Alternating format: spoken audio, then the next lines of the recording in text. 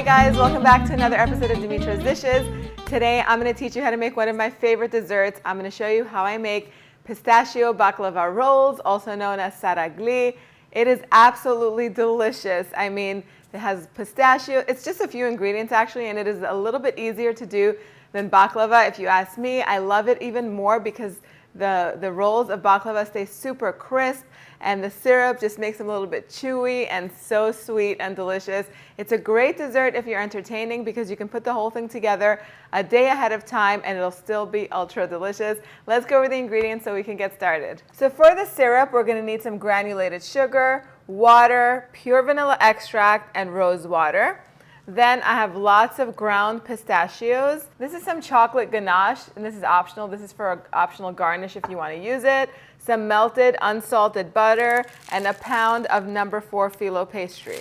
So as with any syrupy dessert, we start with the syrup first. I have the sugar already in the saucepan. I'm going to add the water. And we're going to cook this over medium-high heat until it comes to a boil. Now, I'm flavoring this with rose water and a little bit of vanilla because both go so well together. Now, if you're not a fan of rose water, you can leave the rose water out and squeeze about half a lemon in here, or just leave it pure vanilla flavored. You could even give it a little bit of warmth by adding some cinnamon, like a cinnamon stick. You could do any citrus like orange. You know, the sky's the limit. You can make it however you want. And as a matter of fact, I'm using pistachios, but you can use your favorite combination of nuts: walnuts, pecans, almonds, pistachios, a combination of all of them, or just one of them.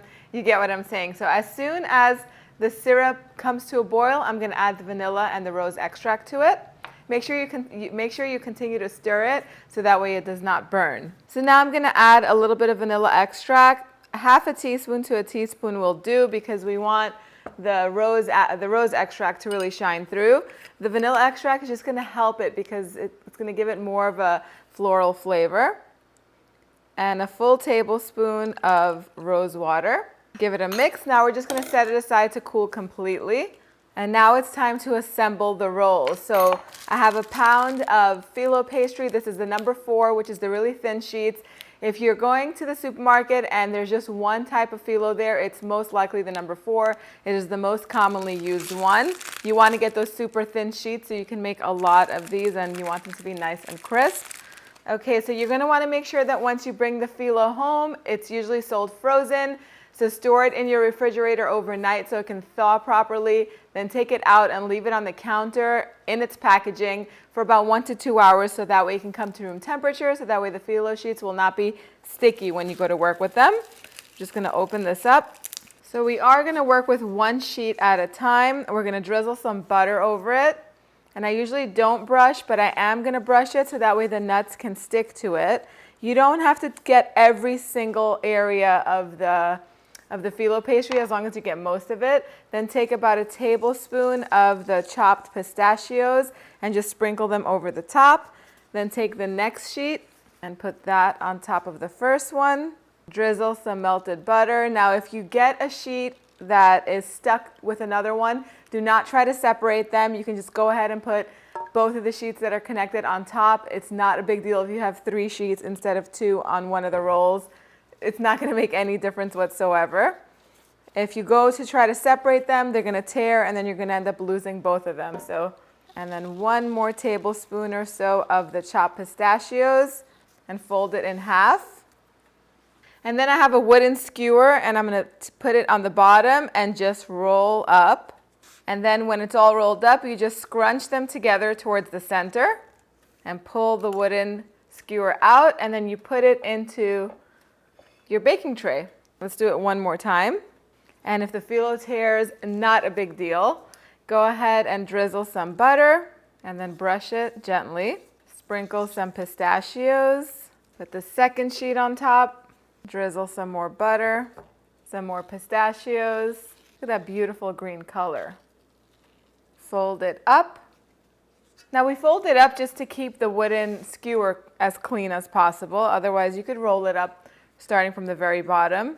Scrunch both ends towards the center and then put it on your baking tray. I'm going to continue making the rolls, then we're going to move on to that next step. So once you fit all of the rolls in here and made 10, we're going to cut them into thirds. Okay, and now we're gonna brush them generously with melted butter, and all the remaining butter that's in here we're gonna pour on top in the end. So my oven is preheated to 325 degrees Fahrenheit. This is gonna bake on the center rack of the oven for about 55 minutes to an hour, or until it's beautifully golden all across the top. I'll show you what it looks like as soon as it comes out. So the baklava just came out of the oven. It took exactly 1 hour to bake. At the 55-minute mark, go in and take a look at it, and as soon as it's golden brown on top, take it out and then go ahead and pour the cooled syrup all over the top. You wanna make sure you hear that sizzling and crackling sound. It might seem like a lot of syrup, but the hardest part is right now, where you're gonna have to wait at least 30 minutes to an hour for the syrup to be absorbed by the baklava. You can make this dessert a whole day ahead of time. It's still gonna be absolutely delicious. I'm gonna wait a little while and then I'm gonna show you what it's gonna look like once it's totally ready to serve. So this has been soaking for 30 minutes. The best thing to do is to leave it alone for a couple of hours so that way all the syrup gets soaked through. But just for the point of making this video, we're gonna cut that just a little bit short, then I'm gonna let it soak a little more. I'm just gonna go ahead with a knife and slice down the areas that were already sliced before, so that way the little rolls of baklava can just release easily. And let's take this one out. I really like the middle part because the middle part of the baklava, the bottom is really soaked in the syrup and the top is super crunchy. Before I take that piece out, I should tell you that the way I like to garnish it is I like to take some of the chopped pistachios and just sprinkle it down the center of each row of baklava rolls, just like that. I think it looks really beautiful. And then your guests will actually know what's in it. If you're serving this not straight out of the tray that you baked it in and out of a serving dish, you can just sprinkle the pistachios on top of that. This goes absolutely great with some vanilla ice cream. I know it's a little bit over the top, but baklava, the crunchy phyllo, and the pistachios that are in there with that nice syrup goes amazing with some vanilla ice cream or whatever your favorite flavor is.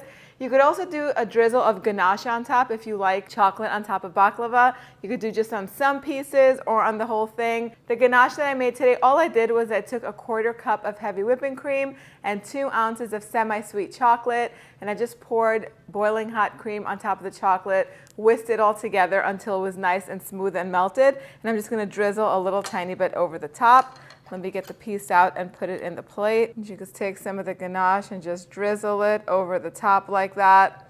Who would not want a piece of that dessert right there? I'm gonna go in and take a bite.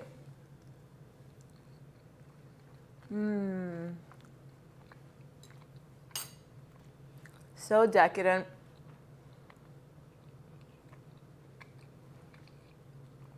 So amazingly delicious. The pistachio and the rose is just a flavor combination that goes so well together. If you've tried my pistachio, cardamom, and rose curambiades, my cookies that I just shared a little bit before Christmas, and you like those, you will absolutely love these. The recipe can be printed on the website, www.dimitrosdishes.com.